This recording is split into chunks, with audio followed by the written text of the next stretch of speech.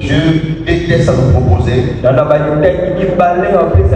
Évidemment que nous lisons l'apôtre Paul dans l'épître des Romains chapitre 12.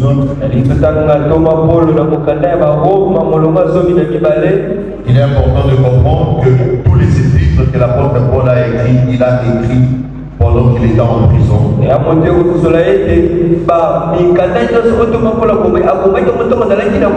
C'est pourquoi on les appelle épîtres, qui veut dire des lettres. Cela veut dire que ce ne sont pas des prédications qu'il a prêchées alors qu'il était dans la chair, mais ce sont des lettres qu'il a envoyées aux églises de Corinthe, de Rome et tous les épîtres que nous connaissons. Alors, chez les Romains, dans Romains chapitre 12, le verset 1er, c'est là même que nous avons tiré notre texte de base. Romains chapitre 1er, je lis au nom de Jésus. Amen. Romains 12, le verset 1er, la Bible dit: je vous exhorte donc, frères, par la compassion de Jésus, à offrir vos corps comme un sacrifice vivant, saint et agréable devant Dieu. C'est votre service sacré et spirituel. Je répète, j'ai lu la version de Jésus. Je vous exhorte donc, frères, par la compassion d'Élohim, à offrir vos corps comme un sacrifice vivant, saint et agréable à Elohim. C'est votre service sacré. Parole de l'Éternel. Est-ce que tu peux acclamer pour cette parole? Notre deuxième texte dans le livre de Genèse chapitre 12.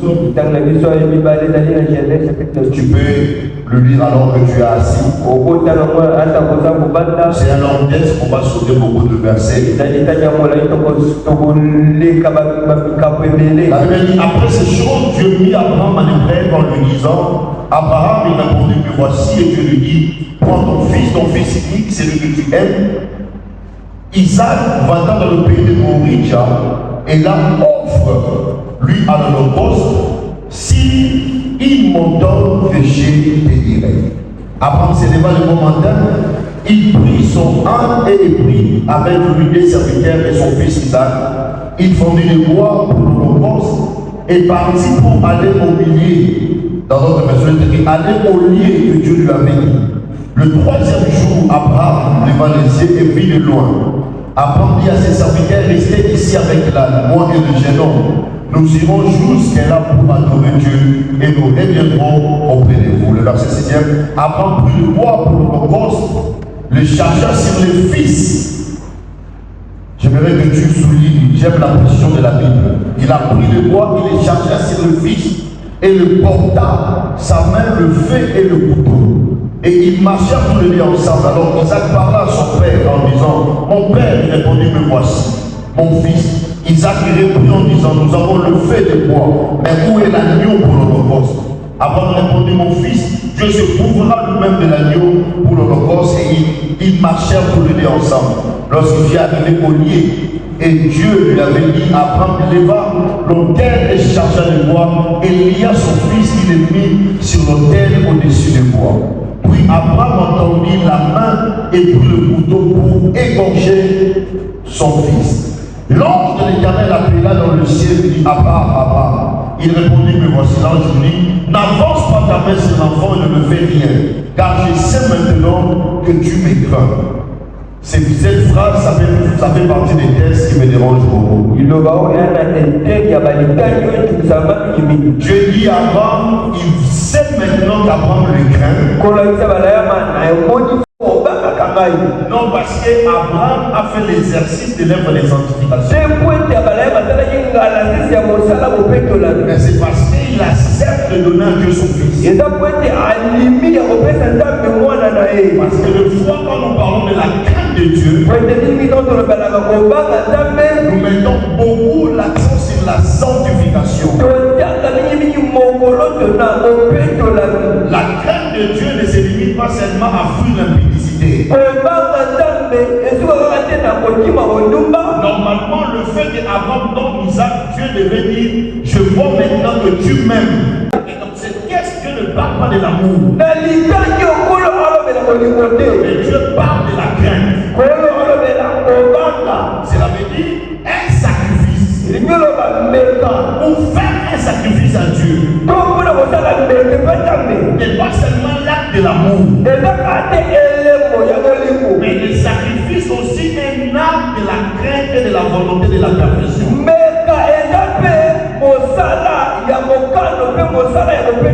Est-ce qu'on peut acclamer pour la parole de Dieu? Alors, pendant quelques minutes, je vais nous parler, après on va rentrer dans un moment de prière. Comme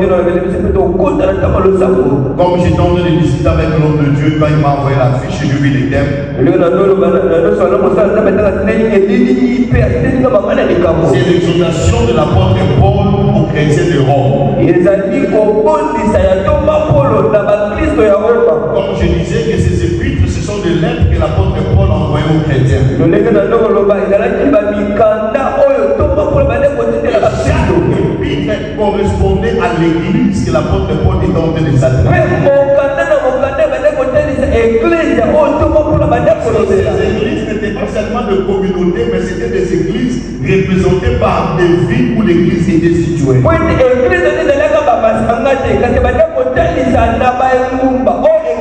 L'apôtre Paul exhorte aux chrétiens de Romains d'offrir leur corps comme un sacrifice vivant.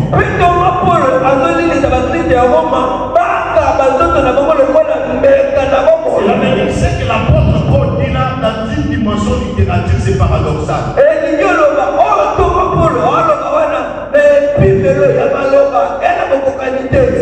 que l'apôtre Paul nous exige de faire dans une dimension humaine, c'est là que c'est contradictoire.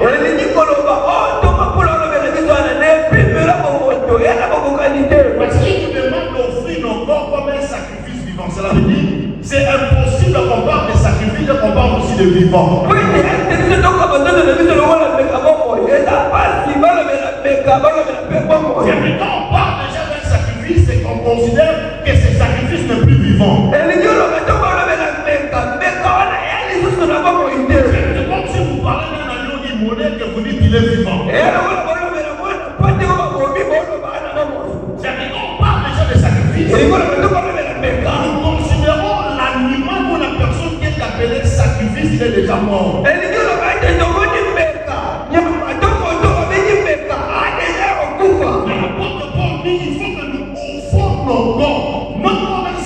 Qui est mort, mais comme un sacrifice qui vit encore.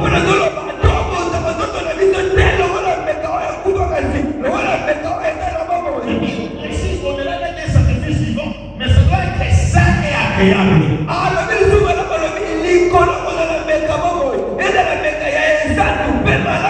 Parce que vous savez, en matière de sacrifice, les chrétiens sont prêts à faire des sacrifices.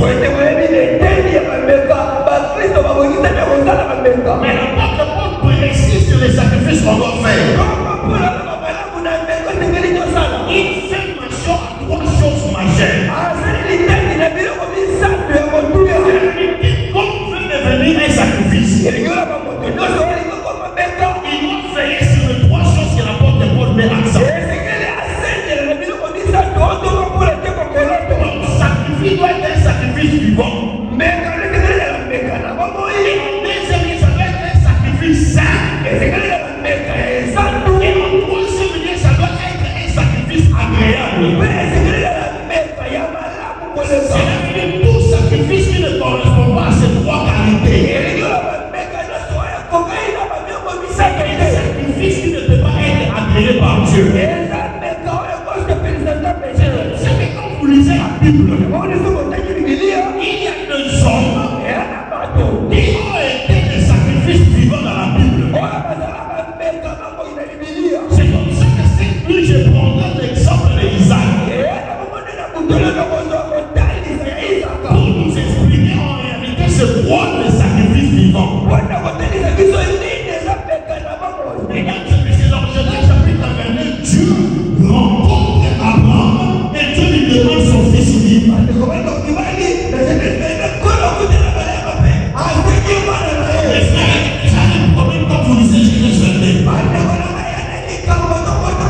Si Abraham prend ton fils qui vit, que tu aimes, viens me donner comme sacrifice.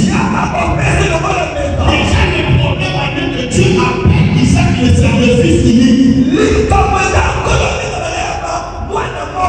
Donc il appelle Isaac le fils unique. Abraham n'a pas un fils unique. Avant de mettre Isaac, Abraham avait Ismaël et Jacob. Un fils unique quand le fils est seul.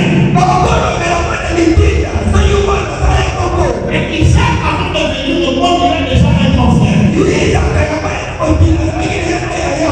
Il le prouve même. Et après la naissance d'Isaac, Abraham a eu l'autre fils avec ses servants. Mais quand tu parles du sacrifice, tu ne demandes pas à Abraham un fils. Maintenant, on ne demande pas un fils. Mais Dieu demande un fils unique. Il a même parlé à la jeunesse assoiffée.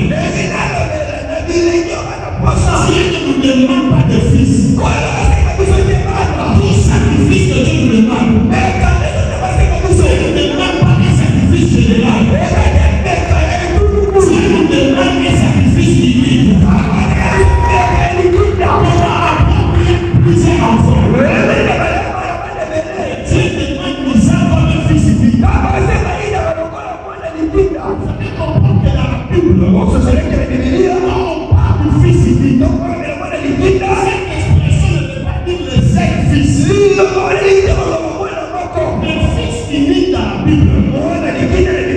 Ici, c'est le fils que tu aimes et qui te représente. Avec Ismaël, d'abord était caché à Isaac.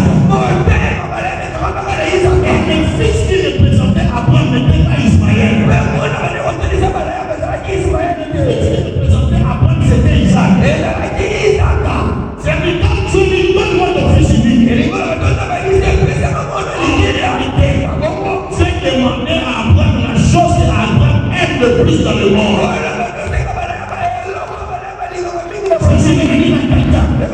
Un sacrifice vivant. Mais pas seulement le fait de tenir toute la nuit en prière. Mais les sacrifices vivants. C'est donner à Dieu la chose que tu aimes le plus dans ta vie. C'est ce que je suis venu te dire. S'il y a une chose qui est précieuse dans ta vie, c'est la vie. Si tu donnes à Dieu ta vie, c'est un sacrifice vivant que tu mets dans la main de Dieu. Et je suis venu t'émanciler. Tout les sacrifices. Dieu passe par là pour répondre à celui qui fait ce sacrifice.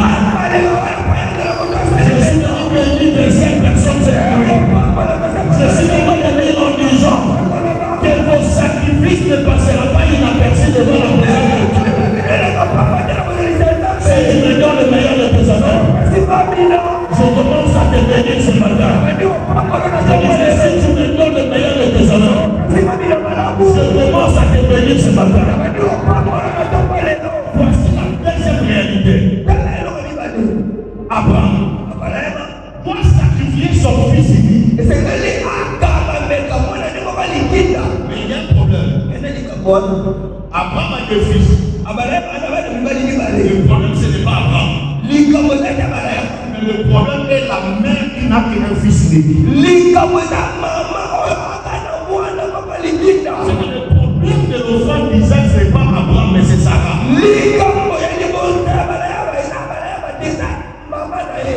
a sacrifié Isaac à votre Ismaël comme héritier. C'est le problème avec Sarah. Sarah n'a qu'Abraham comme Isaac comme fils.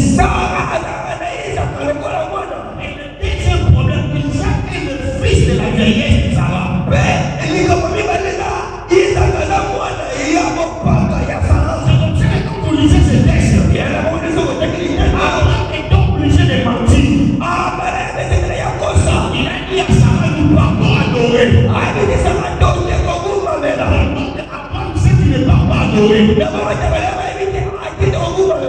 sait très bien qu'il part tuer son fils. Il dit à sa femme, nous partons adorer avec l'enfant. Il a même dit à ses serviteurs, restez ici. Moi et l'enfant, nous partons adorer. Et nous allons retourner. comprenez. C'est là que je comprends.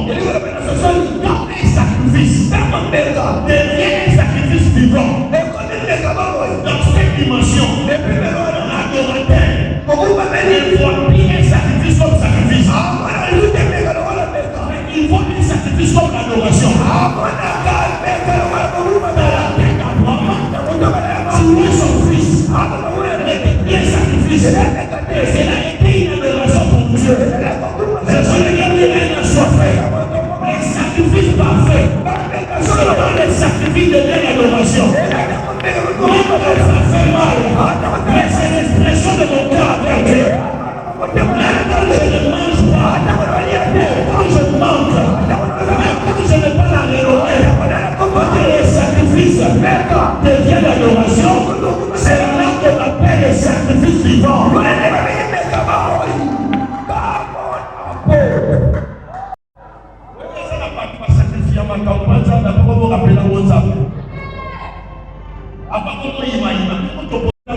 un sacrifice devient vivant, dans le ciel de celui qui amène les sacrifices, c'est devient un sacrifice. Mais c'est l'adoration vers son Dieu.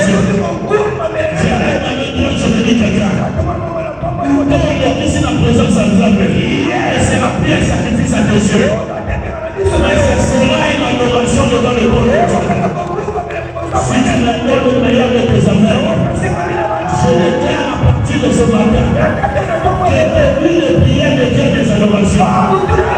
Que le signe devient des adorations. Que le serment devient des adorations. Je vais vous révéler quelque chose. Je vais vous révéler quelque chose. Il y a une différence qui arrive entre un sacrifice et une adoration. Dans les sacrifices, c'est lui qui offre. Mais perdant. C'est ça dans les sacrifices. C'est quand je mets mon sacrifice. Quand j'offre, je suis resté vide. Mais dans l'adoration, quand on offre, on récupère ce que l'on vit. Ça a été l'occasion de dire amen. Le Bible dit l'Apocalypse. C'est toi chez nous. Que dans le cours autour du trône, il y avait 24 veillards qui avaient le trône et le couronne. Mais jour et nuit, ils jetaient leur couronne devant le trône de Dieu. C'était l'adoration. Mais le problème, ce n'est pas de jeter. La Bible dit tout le monde va boire caca. Parce qu'il y a combien de couronnes au va boire caca? Tu n'as pas compris. S'ils ont un trône et qu'ils ont le couronne, mais le boire caca, tu n'as pas passé en haut. Parle à ton voisin. Dans l'adoration, un adorateur, quand il sacrifie, il est récupéré. C'est là que dit, le couronne représente la gloire, représente l'honneur, représente le succès, représente la renommée. Et ce qui va pas une chose, ça te va réaliser. C'est ce couronne. On ne le mérite pas. C'est Jésus qui le mérite. Il le jette. Dieu, le grand, il est remet dans la tête. Et aussi, il le jette. C'est la meilleure façon de maintenir ce que Dieu te donne. C'est de nous le mettre. Mais je n'ai pas compris. La meilleure façon de maintenir ce que Dieu t'a donné, c'est de nous le mettre. Il est avancé. Après, il s'est le succès. Mais comment on peut là-bas? La chose qui s'est bien succès, voilà. Mais pas besoin de cela là-bas. La scène a fait certaines personnes à vous parler. Nous sommes dans la présence de Dieu. Comme attendre que tu as besoin de cela. Parce qu'on amène là où nous sommes.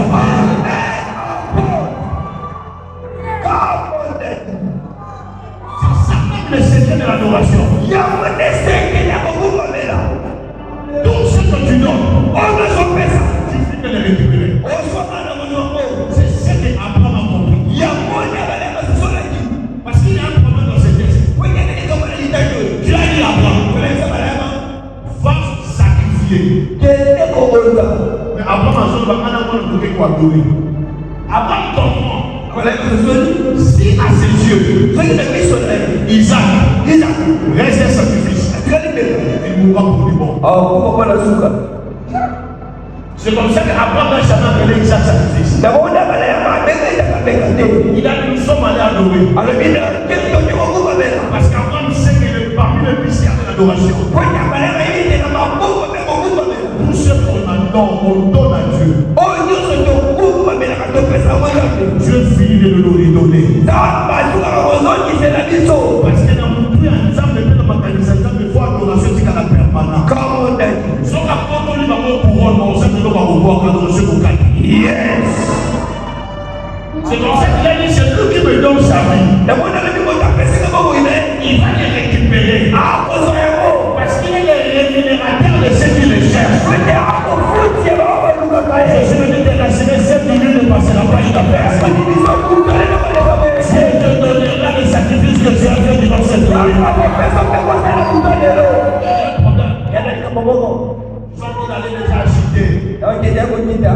Pendant ces 15 minutes, je vais parler à Isaac.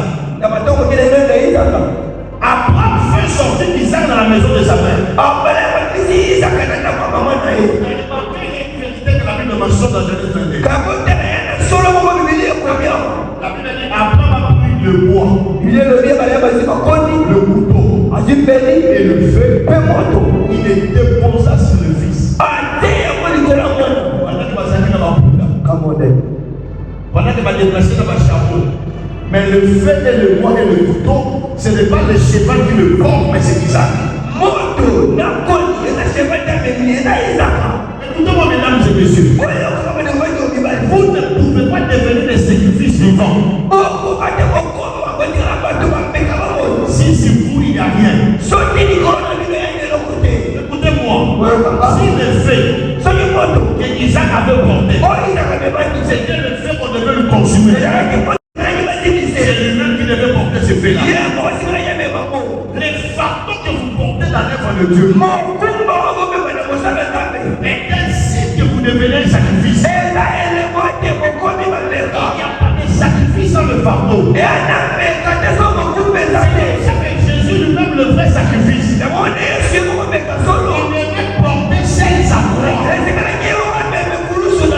est un sacrifice. On est appelé à porter le fardeau.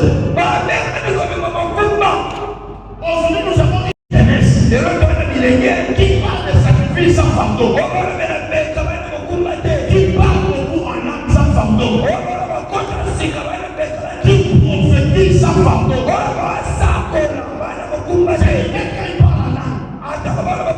Tout ce qui passe dans sa tête. Je vais montrer à ses frères Jésus vibrer. Même quand il prophétise, tout ce qui passe dans sa tête. Je vais montrer à mes frères, c'est moi le croyant. Je suis venu te dire, toute œuvre que tu fais pour Dieu, si derrière ces propres œuvres, il n'y a pas de fardeau.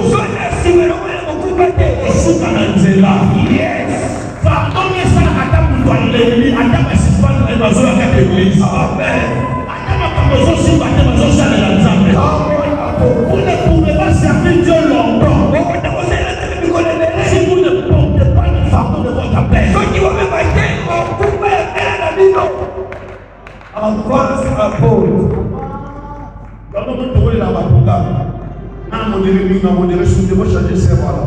Parce que dans tous nos autres, ça possède un exemple, les gens dans le monde. Moussa n'a pas besoin de monde, Moussa n'a pas besoin de fardeau. Yes. Problème, les gens possèdent la canne, les gens possèdent la canne, là. Come on, Daddy. Problème, les gens qui parlent là, mais tout le monde, même si vous voulez, ça va être de l'eau là. Yes. Fardeau de maintenant, quand vous musique, libérez la Moussa n'a pas. Amen. Parce que quand on commence à marcher dans son pays, c'est non, mais la vie, tu vas comment mettre la chicha. Comment on va dire que c'est Dieu tout là. L'homme ne fait pas mal. Je suis un musicien païen dans l'église du Passé Moïse, qui donnait un témoignage qu'il y a par là, sauf à adorer mes langues et mais le but est représentant les gars dans ma sonnerie, personne ne dit la chicha. Mais dans son passé, il était anciennement dans l'église du Parlement.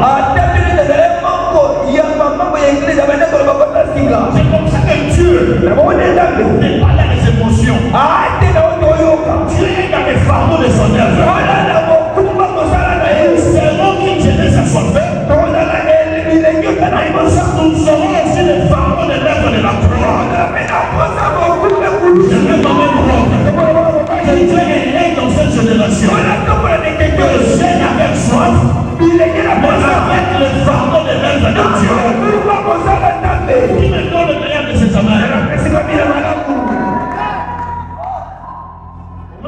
qui a couru ça les alaté bazala musique est dans la terre.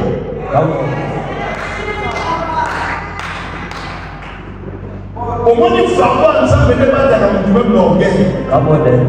Que malgré la tombe, malgré comme mais qui l'ont nous a ensemble besoin de rappeler que nous allons les arrêter. Nous allons comme nous je prie que Dieu te donne le fardeau. Je dis que Dieu te donne le fardeau. Même quand tout le monde nous avons fatigué, mais toi tu es le fardeau. Même si Dieu est capable de suivre Jésus, il soit séparé au nom de Jésus.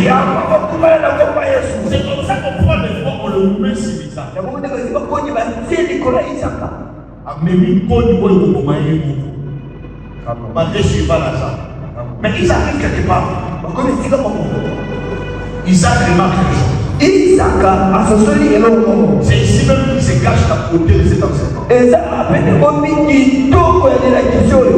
Isaac montre quelque chose à moi Père nous avons le feu nous avons le bois nous avons le couteau mais il manque quelque chose. Où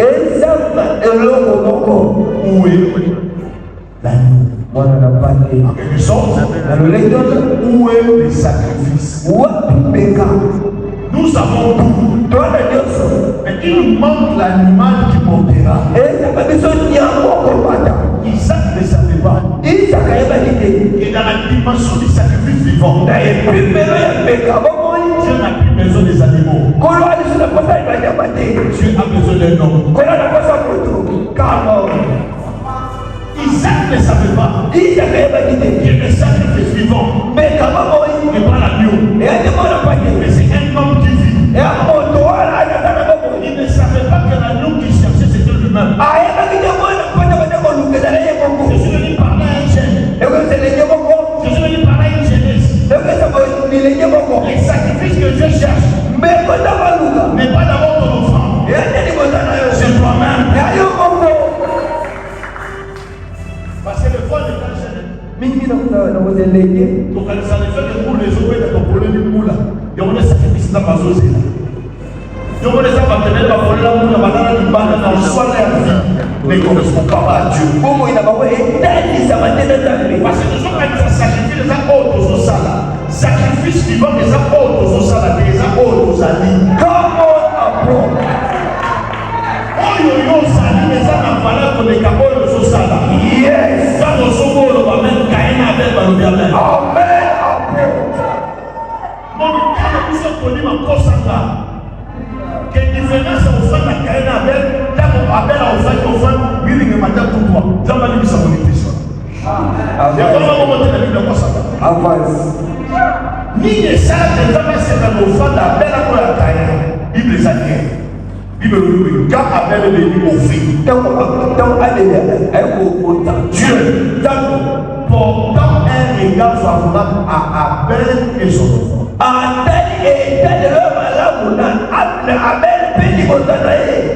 Portant un regard favorable à Abel, Virgile et son.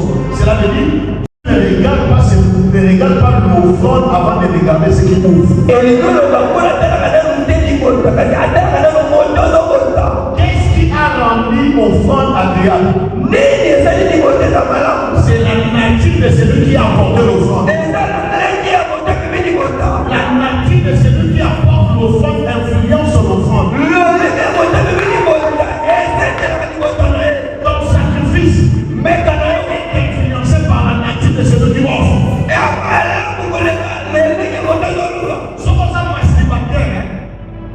Vous avez dit c'est Pélissa. Au contraire, les causes ont dit c'est Pélissa. À 4 points, il y a chaque de la manzane de son parlant là. Ton offrande est influencé par la personne que tu es. Nous ne voulons pas d'une jeunesse qui sacrifie. Mais nous voulons d'une jeunesse qui elle-même sont des sacrifices. Dieu a commencé d'abord à regarder Abel. Virgile est son enfant.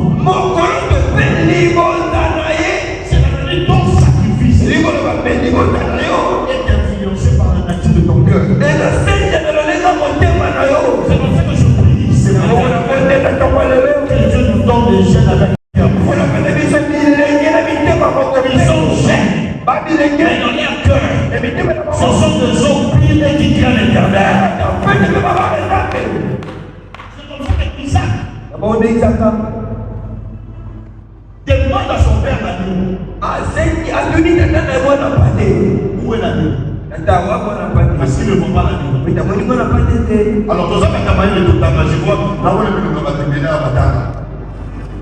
si Isaac demande à son père l'agneau, cette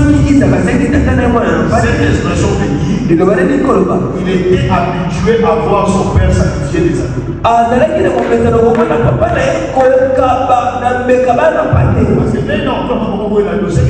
Isaac a fait ça comme il y a une dimension du service où tu es habitué à faire. Mais là où nous sommes arrivés, Dieu n'a plus besoin de tes services. Il a besoin de toi.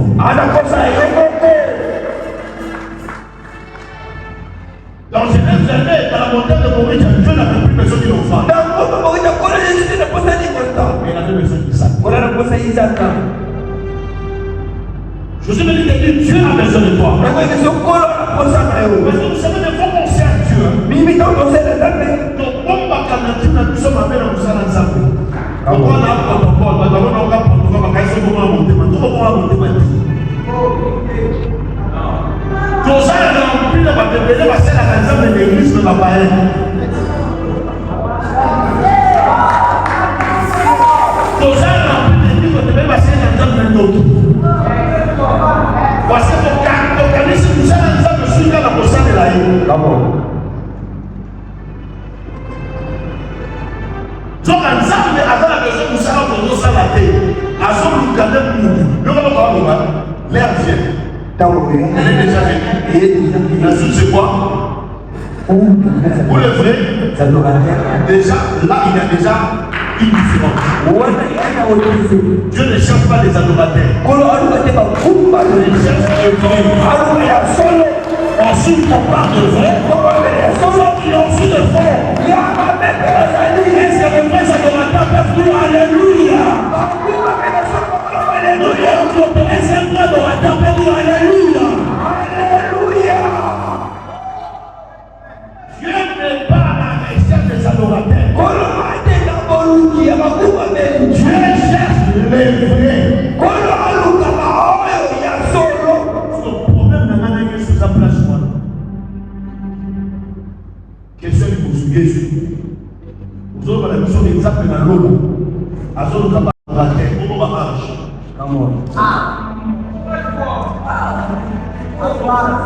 Bah, pour dire qu'on nous le voit et vous mettez aux alentours. Ça fait quand même la zone à la branche, la zone à la vraie à la terre. La route de l'eau. Quand ce sont les adorateurs que le Père. Que le Père. Bon, alors comme nous dire. Bible ça va les dans moment où sont pour pas comprendre. Amen. So la Bible dans la que vous avez risque. Il y a voilà quand de l'eau là il y a il y a un peu ce que nous sentiments pour le ça. Yes. Quand on fait le bas, car ce sont des adorateurs que le Père cherche. C'est écrit en français. Et comment on n'a pas écrit ce sont les adorateurs que le Père cherche. Mais qu'on recherche. Le mot recherché. Il faut le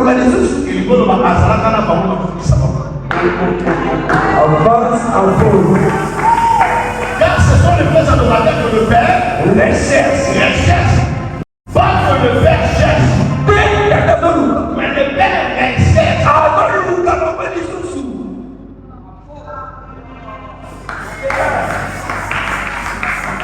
Et ça va vous demander parfois sur le cas de c'est bon le bas.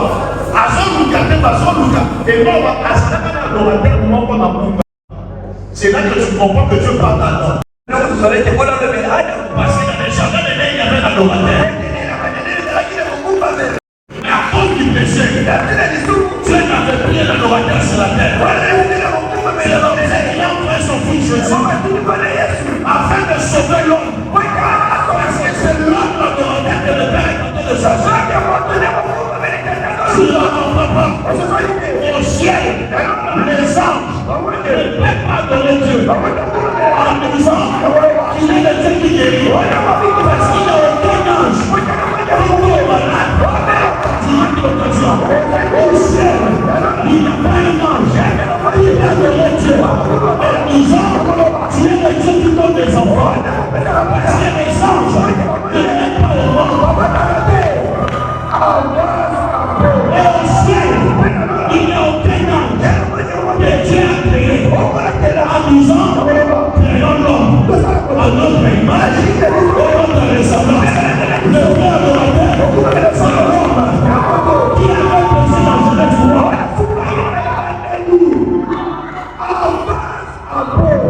Et quand tu dis, c'est l'adorateur que le Père recherche. Parce que ça faisait beaucoup d'années qu'Adam, qui était parti de la présence de Dieu.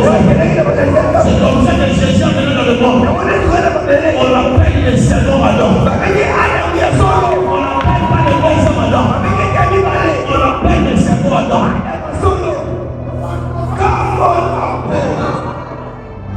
Jésus dans la Bible n'est pas appelé le deuxième.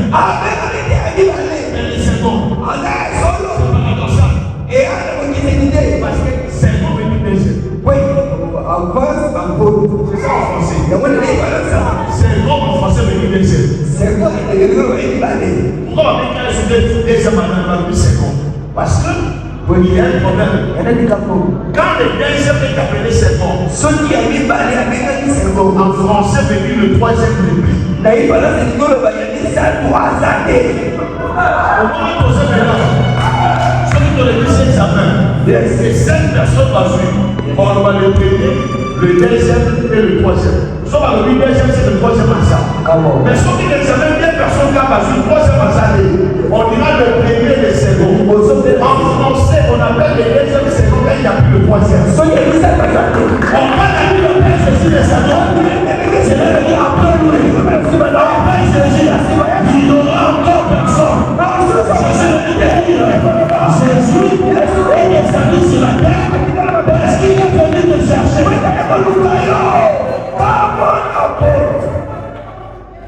Jésus n'est pas mort pour les animaux. Il n'est pas mort pour les anges. Jésus est mort parce qu'il a la recherche de l'adorateur de Dieu. Et je le dis ce soir, je suis venu de Dieu. Bienvenue dans la présence du Père. Parce que Jésus t'a cherché et on t'a trouvé en cette pluie de prière. Tu ne sortiras pas de ce lieu sans que tu rencontres le Jésus que Dieu veut sortir.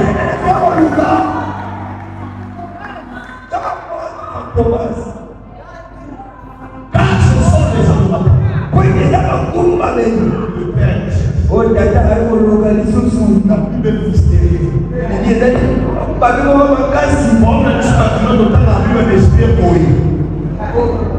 Donc, on a dit que nous devons précéder. Ma camarade m'a dit précéder. Yes, Daddy.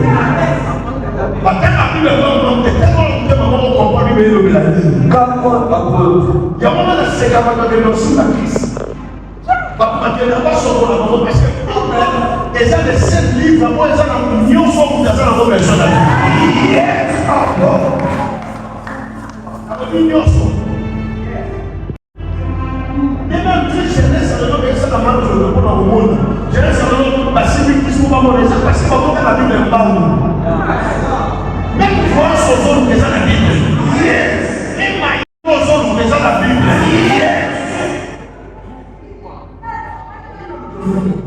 C'est une membre de la sagesse de Dieu qui demande de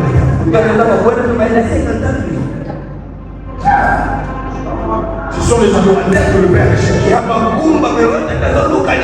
Parce que le Père avait perdu les adorateurs. Cet adorateur était dans les jardins. La souci de la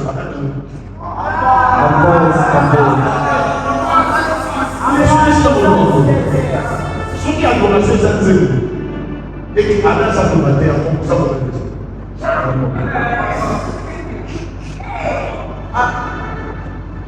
donc il y a l'adoration, donc il y a le louange. Pour limiter l'adoration, on va dire que là, soupir. J'ai mon testimonial. Je suis un. J'adore.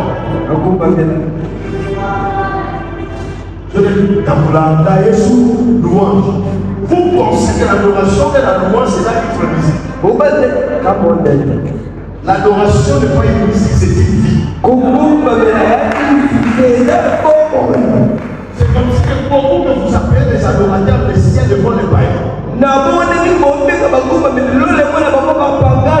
L'adoration n'est pas une musique, c'est une vie. Et là, je fais les arbres qui viennent dans l'eau, ce sont de vrais adorateurs que Michel Baké m'a composé de ce côté. Yes. Les arbres qui ont vrais adorateurs, on le compte comme un vrai adorateur pour les garder dans moi. Mais il n'a pas une bonne foi comme moi. C'est comme si l'adoration n'est pas une musique.